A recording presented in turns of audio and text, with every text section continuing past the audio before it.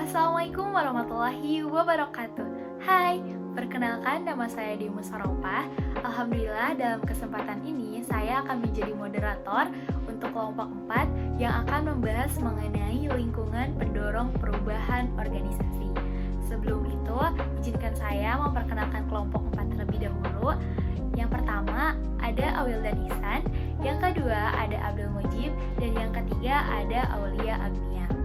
Adapun materi yang akan kami bahas, yang pertama ada konsep lingkungan organisasi, yang kedua organisasi, manajemen, dan lingkungannya, yang ketiga lingkungan eksternal umum, yang keempat lingkungan eksternal, dan yang terakhir ada lingkungan internal. Yang pertama ada konsep lingkungan organisasi. Menurut Christensen tahun 1973 halaman 229, secara konseptual lingkungan suatu organisasi bisnis, sosial atau lainnya adalah pola semua kondisi internal, eksternal, dan semua pengaruh yang mempengaruhi kehidupan organisasi. Kehidupan organisasi selalu saling berhubungan dan saling mempengaruhi antara subsistem satu dengan yang lainnya. Untuk mempertahankan konsistensi kehidupan, organisasi perlu memahami dan menguasai lingkungannya. Pengenalan dan penguasaan lingkungan, baik secara internal maupun eksternal, bertujuan agar dapat mengantisipasi perubahan yang akan datang. Jadi, konsep lingkungan organisasi adalah suatu konsep yang digunakan untuk menggambarkan hubungan antara organisasi dengan lingkungannya. Yang kedua, ada organisasi, manajemen, dan lingkungannya. Bisa teman-teman lihat di sini ya, pada gambar 5.1 merupakan lingkungan eksternal dan lingkungan internal dari sebuah organisasi, di mana sumber daya manusia dan non-manusia itu menjadi input dalam suatu organisasi, sehingga input tersebut menjadi lingkungan internal organisasi tersebut, dan input tersebut ditransformasi untuk menjadi sebuah output. The input, proses, dan output itu sendiri merupakan lingkungan internal dari organisasi tersebut, dan output yang dikeluarkan menjadi produk ataupun jasa adalah lingkungan eksternal yang akan disebarluaskan kepada konsumen-konsumennya. Lingkungan organisasi sangat penting bagi keberlangsungan sebuah organisasi. Organisasi harus mampu beradaptasi dengan perubahan lingkungan agar dapat eksis dan berkembang. Baik, selanjutnya materi yang ketiga mengenai lingkungan eksternal umum yang akan dijelaskan oleh saudari Aulia Agnia. Kepadanya saya persilakan. Baik, untuk selanjutnya, subbab C, lingkungan eksternal umum. Mengikuti pendapat John A. Pearce pada tahun 1989, halaman 99, ada baiknya untuk memandang lingkungan eksternal umum suatu organisasi sebagai hal yang terdiri atas 3 macam bidang pengaruh atau spaces of influence. Seperti yang akan ditunjukkan pada slide berikutnya, yaitu pada gambar 5.2, lingkungan eksternal umum tersebut terdiri atas yang pertama, lingkungan yang berada di luar organisasi atau the remote environment, dan yang kedua adalah lingkungan industri atau the industry environment, dan yang terakhir yang ketiga adalah lingkungan operasi atau operation environment. Bisa dilihat, ini adalah tabel lingkungan eksternal umum menurut pendapat John A. Pearce. Lalu yang selanjutnya, lingkungan yang berada di luar perusahaan atau the remote environment. Lingkungan ini terdiri atas sekelompok kekuatan yang muncul di luar situasi operasi sesuatu perusahaan tunggal. Menurut Winardi, tahun 2003 pada halaman 57 mengemukakan antara lain mencakup faktor-faktor ekologikal, ekonomi, politik legal, sosiokultural, dan teknologikal, dan lingkungan tersebut menyajikan peluang, ancaman, dan kendala-kendala bagi perusahaan yang bersangkutan. Jarang sekali perusahaan atau organisasi yang bersangkutan dapat menimbulkan dampak sebaliknya atas lingkungan tersebut. Dari beberapa penggolongan faktor lingkungan di atas, senada dengan pendapat Supriyono pada tahun 1998 halaman 105 bahwa lingkungan dapat diklasifikasikan secara alektif, dapat disusun faktor-faktor lingkungan yang sifatnya melengkapi sebagaimana di atas, yaitu ekonomi, politik, termasuk pemerintah dan aturannya, pasar dan persaingan, pemasok dan teknologi, serta sosial dan geografi. Apabila kekuatan tersebut dapat diidentifikasi lebih jelas, maka keputusan dapat diambil yang akan lebih memiliki makna sehubungan dengan kepuasan para karyawan, produktivitas yang meningkat. Lalu yang kedua ada lingkungan industri atau the industry environment. Kekuatan-kekuatan yang beroperasi di lingkungan industri perusahaan yang bersangkutan mempunyai dampak lebih langsung atas perilaku suatu perusahaan dibandingkan dengan kekuatan-kekuatan yang berada pada apa yang dinamakan dengan the remote environment.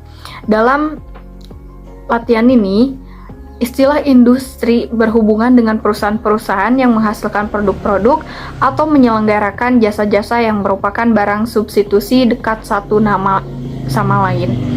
Sebagai titik tolak, dalam proses menilai posisi perusahaan di dalam industri yang ada, para manajer perlu mempelajari terlebih dahulu struktur kompetitif industri yang bersangkutan. Lalu yang ketiga, yang terakhir, yaitu lingkungan operasi atau the operating environment. Menurut Porter, pada tahun 1980, sebuah pendekatan tentang kekuatan di luar organisasi dengan menekankan dampak mereka atas industri spesifik di mana sebuah perusahaan melaksanakan operasinya. Banyak manajer yang berpendapat bahwa pendekatan industri membantu mereka mengidentifikasikan pokok-pokok persoalan lingkungan yang paling kritikal.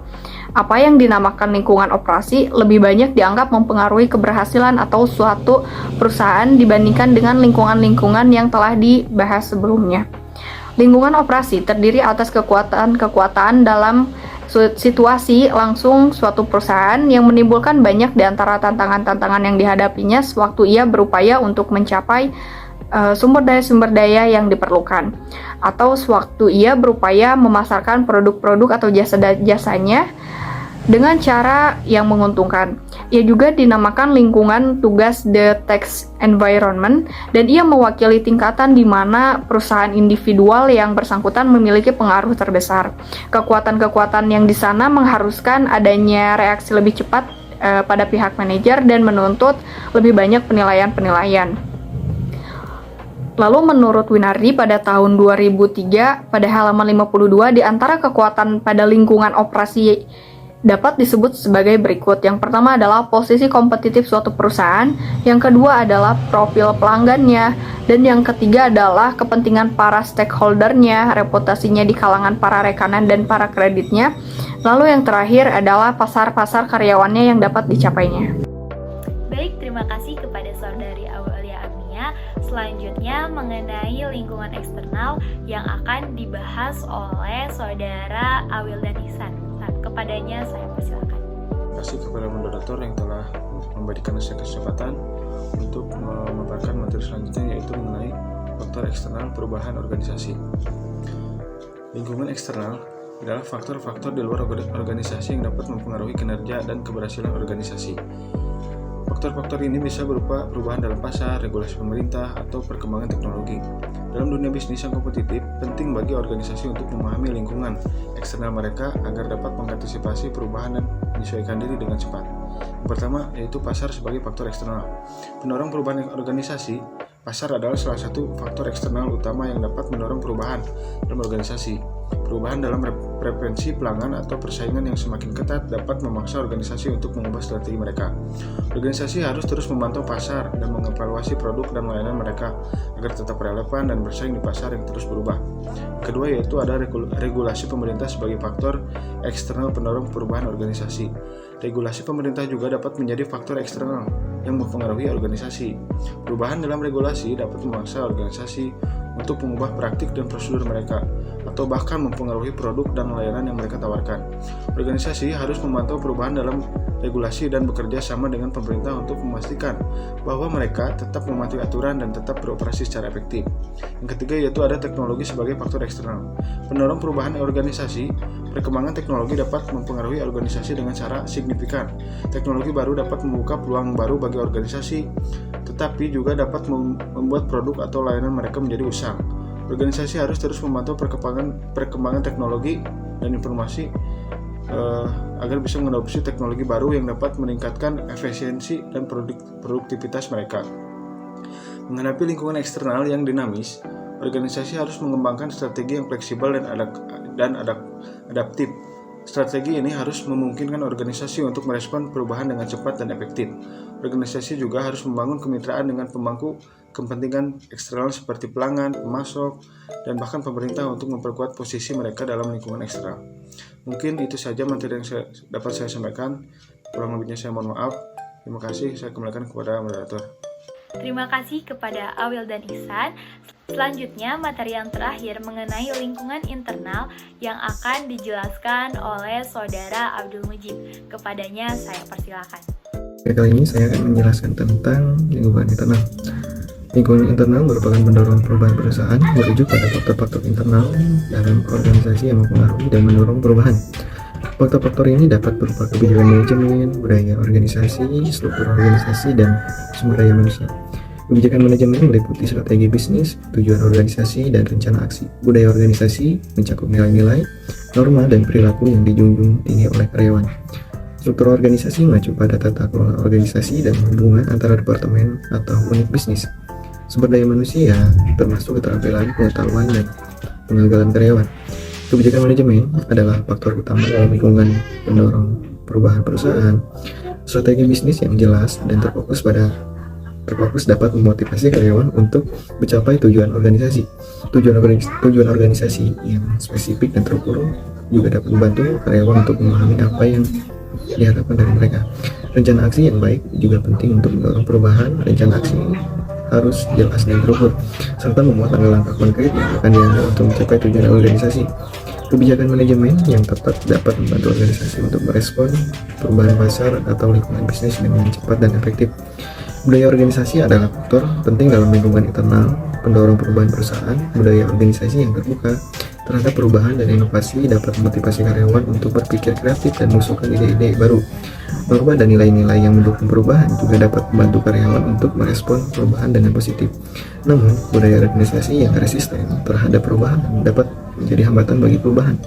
Karyawan yang tidak terbiasa dengan perubahan atau merasa nyaman dengan status quo mungkin enggan untuk mengubah cara kerja mereka. Oleh karena itu, penting bagi organisasi untuk mempromosikan budaya yang mendukung perubahan dan inovasi. Struktur organisasi juga merupakan faktor penting dalam lingkungan internal pendorong perubahan perusahaan. Struktur organisasi yang fleksibel dan adaptif dapat membantu organisasi untuk merespon perubahan pasar atau lingkungan bisnis dengan cepat dan efektif. Selain itu, struktur organisasi yang jelas dan terorganisir dengan baik dapat memudahkan karyawan untuk bekerja secara efektif dan efisien. Namun, struktur organisasi yang kaku dan tidak fleksibel dapat menjadi hambatan bagi perusahaan. Karyawan mungkin merasa sulit untuk beradaptasi dengan perubahan jika struktur organisasi tidak mendukungnya.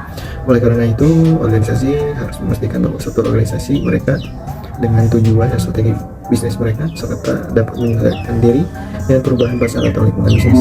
Sumber daya manusia adalah faktor penting dalam lingkungan pendorong perubahan perusahaan. Keterampilan, pengetahuan, dan pengalaman karyawan dapat mempengaruhi kemampuan organisasi untuk merespon perubahan. Oleh karena itu, organisasi harus memastikan bahwa karyawan mereka memiliki keterampilan dan pengetahuan yang diperlukan untuk bekerja secara efektif. Selain itu, organisasi harus mempromosikan budaya pembelajaran dan pengembangan karyawan untuk mendorong inovasi dan perubahan. Karyawan yang merasa didukung dalam mengembangkan keterampilan dan pengetahuannya cenderung lebih terbuka terhadap perubahan dan inovasi. Alhamdulillah, materi telah tersampaikan. Semoga apa yang kami sampaikan dapat bermanfaat bagi khalayak umum, khususnya bagi kami pribadi. Saya ucapkan terima kasih kepada semua penonton dan juga mohon maaf atas segala kekurangan dan kesalahannya. Untuk saran dan kritik, silakan tulis di kolom komentar. Saya Dewi Musaropa selaku moderator pamit undur diri. Wabillahi taufiq wal hidayah, waridho wal inayah. Wassalamualaikum warahmatullahi wabarakatuh.